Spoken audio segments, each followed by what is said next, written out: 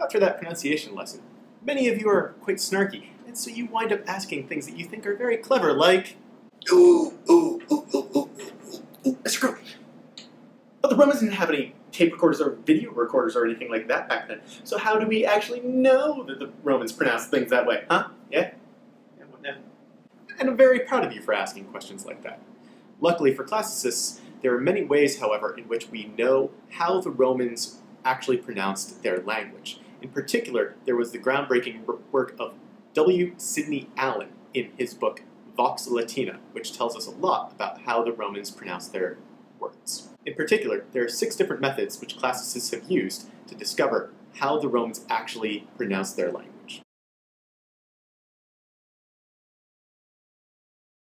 The 6 ways we have are the work of ancient grammarians themselves, transcriptions into other languages, misspellings on children's lessons and in graffiti, works of poetry, plays, especially those dealing with people from various places, and reconstructive linguistics. Ancient grammarians wrote many different books that were very highly valued in Roman times in order to teach the educated how to speak and write properly, and in order to help foreigners to assimilate to Latin language and culture. Many of our current models for teaching Latin actually come directly from the models of the ancient grammarians themselves. And they also told us how to pronounce letters and sounds. Transcriptions. Much like how many of you are familiar with how the Rosetta Stone unlocked ancient Egyptian for us by placing it alongside other languages which we already knew, transcriptions of Latin into other languages, such as Greek or Sanskrit, helps us to know how those cultures interpreted the Latin sounds and helps us to know exactly what their phonetics would have been like. Misspellings. Misspellings by either students or by graffiti artists help us to understand how the Romans themselves viewed how their language should be spelled if it were spelled phonetically. So for instance, an M at the end of words would not have been pronounced in classical Latin. We know this because we see misspellings, like for instance the word feminam, which usually would have an M at the end in the accusative, might be missing that M in graffiti. Only those who were educated in spelling would have known that that word should have had an M on it. In Latin class, we will still pronounce that M for the sake of our learning. However, we do know that the Romans would not have actually pronounced it. Likewise, we know that if 2 letters were never mixed up, then they must have sounded very different. However, if 2 letters were often exchanged for each other in misspellings in graffiti and in schoolwork, we know that they would have sounded very similar. For instance, we know that AE as a letter combination must have sounded very similar to the letter combination AI because these were often swapped in both graffiti and in schoolwork. Poetry. Poetry also helps us to know much of how the Latin language was pronounced, not in rhyme schemes, as would be common in English, but uncommon in Latin, but in other things such as how the line would have read in meter. We know, for instance, that in poetry, a final vowel on a word would have been elided or kind of squished into the first vowel of the next word if there were no consonant in between. So for instance, these 2 words, instead of being atque alta in poetry, would have been elided together as atqualta. This sort of information confirms things like the unpronounced M at the end of that accusative form of feminam that we just talked about with graffiti. For instance, if we had the words feminam altam right next to each other in poetry, this would not have been pronounced feminam altam, but that unpronounced M would have meant that the final sound on feminam would not have been but ah.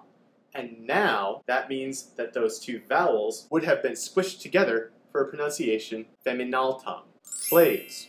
Plays also give us a great sense of how the Roman alphabet and the Roman language would have been pronounced through how they misspelled things in vernaculars or common speech on the page. It's sort of like an old Monty Python sketch, wherein John Cleese has a pet about whom he claims his name is Eric. He is an happy cat. The person he's talking to in this sketch doesn't understand what he just said and asks him to repeat himself. And when he repeats himself, he says, his name is Eric. He is an happy cat. It's things like that that would enable us to know that John Cleese's accent does not use an H, but that in proper English, we should pronounce that H, and similarly, in Latin, we can use plays to reconstruct how the Romans thought that they should properly speak as compared to other country bumpkins or foreigners. Reconstructive linguistics. Now, this is the most clever of all of these methods. It goes a little bit along the same lines as how we figure out information about the ancestry of modern species. So let's think evolution for a second. Say that we have 16 species that we know are all very closely related. Of these 16 species, 15 of them have very sharp teeth, but the 16th one has very flat or rounded teeth. The biologist looks at this data and makes an educated guess that the common ancestor of these 16 animals probably had pointy teeth rather than flat teeth, because it makes much more sense that the flat tooth evolved once away from the pointy tooth dominant gene than that the pointy tooth evolved 15 times away from the flat tooth. In language, we can make similar guesses. There are many different Romance languages, those languages which are descended from the language of Rome, Latin, and by examining the modern state of many of these languages, we can trace back qualities of Latin. Similarly to our tooth thought experiment, we can see that if, say, 20 of these languages share a quality, then it is most likely that Latin also shared that quality, since these are descended from Latin. Likewise, even if only a small handful of them share that quality, but they're from vastly different groups, then we can also make similar suppositions about Latin. So, while we do know much about how Latin was spoken, we'll still be using a simplified academic version in class itself. But hopefully now you know a little bit more about why we pronounce Latin the way we do, and why we're sure of how it should be pronounced. Thank you very much, and I'll see you next video. Or later!